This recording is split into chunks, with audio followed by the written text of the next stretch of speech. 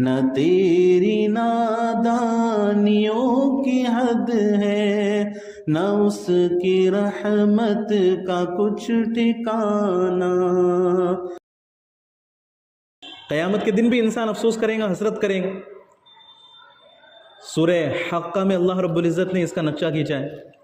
وَأَمَّا مَنْ أُوتِيَ كِتَابَهُ بِشِمَالِهِ، کہ جس شخص کے الٹے ہاتھ میں اس کا نام اعمال دیا جائے گا، فَيَقُولُ يَا لَيْتَنِي لَمْ أُوتَ كِتَابِيَهْ، تو وہ کہے گا کہ کاش میرا نام اعمال مجھے دیا ہی نہ جاتا، وَلَمْ أَدْرِ مَا حِسَابِيَهْ، اور میری زندگی کے حساب کو میں جانتا ہی نہیں، یا لیتہا کانت القاضیہ، ہائے میرے ساتھ کیا ہو گیا، ما اغنی عنی مالیہ، کہ میں تو بڑا مالدار تھا، میں تو بڑا سیٹ تھا، میرے مال نے بھی مجھے کوئی فائدہ نہیں پہنچا، ہلک عنی سلطانیہ، دنیا میں تو میرا بہت رعب تھا، بہت دبدبہ تھا، لوگ مجھے دیکھ کر سلام کیا کرتے تھے، لیکن آج میرا رعب اور دبدبہ بھی کچھ کام نہیں آیا۔ پھر اللہ کی طرف سے حکم ہوگا خذوہ فغلوہ، کہ اس کو پکڑو اور گھسیٹو، ثم الجحیم صلوہ، پھر جہنم کے اندر اسے لے جا کر پھینک دو، ثم فی سلسلۃ ذرعها 70 ذراعا فاسلکوہ، پھر ایسی بیڑیوں میں اس کو جکڑ دو جس کی لمبائی 70 ہاتھ ہے، انہ کان لا یؤمن باللہ العظیم، اس کا جرم کیا تھا کہ یہ دنیا کی باتوں پہ یقین کرتا تھا لیکن اللہ کی باتوں پہ یقین نہیں کرتا تھا، ولا یحض علی طعام المسکین، اور مسکین کو کھانا کھلانے پر نہیں ابھارتا تھا، فلیس لہ اليوم ہاہنا حمیم، تو دنیا میں تو اس کا سب کچھ چل گیا، اس کو پوچھنے والے لوگ بھی موجود تھے، اس کی طرفداری کرنے والے لوگ بھی موجود تھے، اور اس کی چمچہ گیری کرنے والے لوگ بھی موجود تھے، دنیا میں تو سب کچھ اس کا چل گیا، لیکن یہاں پہ اس کا کوئی پرسان حال نہیں ہے، یہاں پر اس کا کوئی دوست نہیں ہے، ولا طعام الا من غسلین، اور دوست تو ہونا دور کی بات ہے، اس کے کھانے پینے کا انتظام تک نہیں، اب اسے یہاں پر جہنمیوں کا دھون پلایا جائے گا، جہنمیوں کا خون اور پیپ اس کو پلایا جائے گا، لا یأکلہ الا الخاطئون، جس کو صرف گناہگار لوگ کھائیں گے۔ تو یہ نقشہ اللہ رب العزت نے کھینچا ہے۔ تو بہت ساری باتیں کہنے سننے کی ہے اور بہت ساری باتیں بتانے کی ہے، لیکن اصل چیز یہ ہے کہ جتنی باتیں کہی گئی اس کے اوپر سمجھ کر عمل کیا جائے۔ تو مقصد ہمارا آخرت ہونا چاہیے،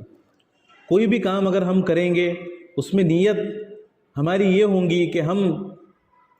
آخرت میں اللہ رب العزت کی نظر میں کامیاب ہو، تو ہماری زندگی کی کچھ اہمیت ہے، ورنہ اگر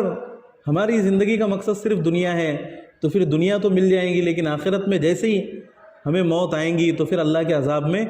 گرفتار ہونا پڑے گا، پھر اس کا کوئی فائدہ ہمیں حاصل نہیں ہوگا۔ تو یہی خلاصہ کلام ہے۔ تو اس چیز کو ہر چیز میں ملحوظ رکھنا ہے، ہر چیز میں اس کو ملحوظ رکھنا ہے۔ اب ہم اپنے بچوں کو ڈاکٹر بنانے کی فکر کرتے ہیں، انجینئر بنانے کی فکر کرتے ہیں، لیکن ان کو اچھا انسان بنانے کی فکر نہیں کرتے، اس کو دیندار بنانے کی فکر نہیں کرتے۔ تو اصل فکر تو یہ ہونی چاہیے کہ ہم اپنے اولاد کو دیندار بنائیں سب سے پہلے، پھر وہ ڈاکٹر بھی بنے گا تو خدمت خلق کرے گا، ماں باپ کو بھی پوچھیں گا، تو اس کا ڈاکٹر بننا بھی شریعت کی نظر میں دین ہوگا، اس کا لوگوں کا علاج کرنا بھی باعث اجر و ثواب ہوگا۔ اگر وہ بزنس مین بنے گا، تاجر بنے گا، تو اس کا تجارت کرنا بھی شریعت کی نظر میں ثواب ہوگا۔ اللہ کے نبی صلی اللہ علیہ وسلم کا فرمان ہے کہ التاجر الصدوق الامین مع النبیین والصدیقین والشہداء، یہ تاجر کی فضیلت ہے، کسی تہجد گزار کی فضیلت نہیں ہے۔ اللہ کے نبی صلی اللہ علیہ وسلم فرماتے ہیں کہ سچا اور امانت دار تاجر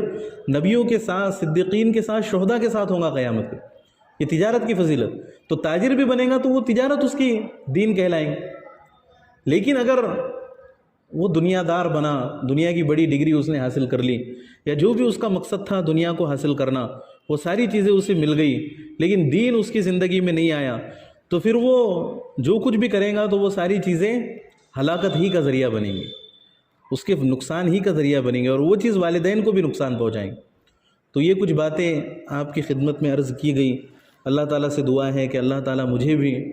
اور ہم سب کو اس پر عمل کرنے کی توفیق عطا فرمائے۔